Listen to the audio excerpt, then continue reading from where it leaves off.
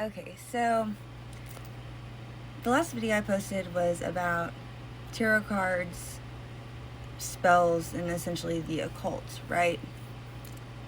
Now, as I was saying, tarot is a means of self-reflection, and it's meant to be utilized as such. So, as much as it helps me connect to, my soul tribe, it also helps other people see that they're not alone. It gives them something to relate to. It helps them put into words.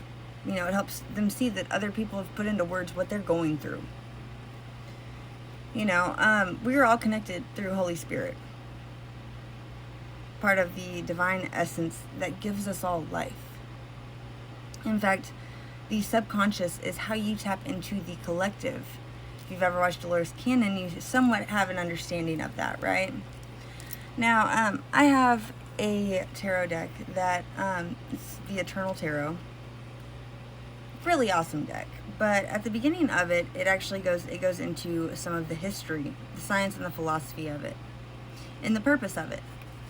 And I found this to be pretty profound, and so I thought I would, let y'all hear it. So, what is tarot? Throughout history, humanity has periodically received teachings from highly developed individuals to help us raise up from our state of suffering into a higher way of being. All of our religions and mystical traditions have taught us the same wisdom because all of them emerged from the same source, the root divinity of existence, which is deep within us, but we remain unaware of it. Thousands of years ago, the angel Metatron gave to humanity the tarot and the Hebrew letters, a precious set of knowledge containing the keys to liberation from suffering. Those keys helped to helped with the instructed to access the root divinity within them and gain knowledge to help them conquer the causes of suffering and also help those who remain in ignorance. Those keys were encoded and given in a language only the instructed would know, the language of the higher worlds. The language of the higher worlds is a language of archetypes. It is the language of the world of dreams. It is the language of analogies, intuition, inspiration. The book of Revelation was written in the same language, the language of symbols. The teachings Metatron gave is hidden in the images and symbols of the tarot. For thousands of years, the symbols of tarot have been silently preserved in a variety of ways. Always hidden, rarely understood. In ancient times, the tarot was among the highest secrets of the mystical traditions and was completely unknown to the public.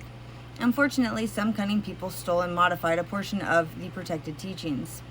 Over the centuries, that stolen knowledge passed through Egypt, Arabia, and finally Europe, eventually becoming what we popularly refer to as tarot, a deck of cards marked by seemingly obscure images and symbols.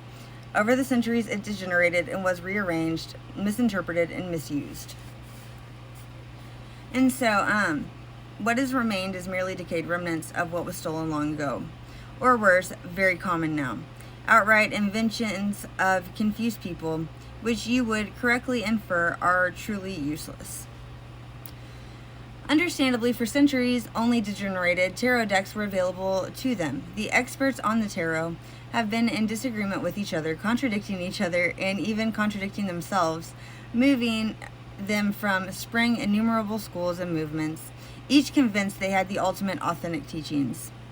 Innumerable schools and movements, each convinced they had it authentic. Meanwhile, the groups fell victim to gossip and fighting, politics, scandals about what the power of the supposedly accurate knowledge of the great Master Jesus advised us. By their fruits you will know them. The chief fruit of genuine spiritual knowledge is the creation of real human beings, people with mastery over themselves and nature, people who radiate love towards all beings, have profound insight into difficult problems, heroic patience, and compassion, brilliant, diligent, humility, temperance, and purity, most of all, supreme tolerance for the faults of the rest of us. By this measure, we should judge what knowledge and teachers we deem worthy of guiding our spiritual development. Furthermore, how to understand the tarot. Just as humanity has done in so many cases, all that is sacred about the tarot has been forgotten and been reduced to a distraction, a way to cheat the foolish out of their money or entertain oneself. For profit, distraction, or amusement.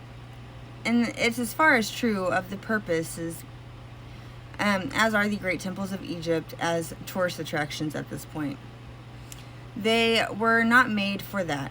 Neither is the tarot for playing around, fortune-telling, or making profit. The tarot is an ancient sacred method of acquiring information for spiritual insight. It is personal. It is intimate. It is something that one should keep sacred and holy. Metatron gave the tarot and the Hebrew letters to humanity so that we, who are so confused and blinded by our psychological state, could have some way of acquiring reliable information. An imprisoned person with no other book than the tarot, if he knew how to use it, could in a few years acquire universal knowledge and would be able to speak on all subjects with unequaled learning and inexhaustible eloquence. That was a quote by Eliphas Levi. The tarot represents the laws of all things. Thus, the tarot can be used to understand anything, science, religion, nature, but the most important use is to understand ourselves. Anyone who can use the tarot to understand the forces at work in their lives and get guidance regarding what they must do. However, being a way of receiving guidance from the divine within us, one must understand that the divine has no interest in our terrestrial ridiculousness. The innermost will not reply to an ordinary question, for it does not interest itself in the personality's world of illusion. That was a quote by the Dayspring of Youth. Our innermost being, our internal divinity, cares for our spiritual development. Thus, if you want to experience the reality of tarot, you should use it to focus on your spiritual development as well. And so, the science and the philosophy of tarot. It is a symbol that reflects the real tarot is not physical. Similarly, the flag of a country is not the country. Just so, as accurate as our physical tarot decks may or may not be, they are not the tarot itself, since it exists in the internal worlds. The tarot in the internal worlds is a living art. This is why you're supposed to pay attention to your dreams. That cannot be reproduced in our physical world. Nevertheless, we need our physical deck to be as accurate as possible, else we be confused. The tarot is a language of symbols. If we have mistaken dictionary and mistaken alphabet, we will never understand what it is we're being told. And that's why you're always supposed to move. Yes, you can know what the cards mean, but if you don't know how to read the energy, it's not going to make a difference. How does looking at it make you feel?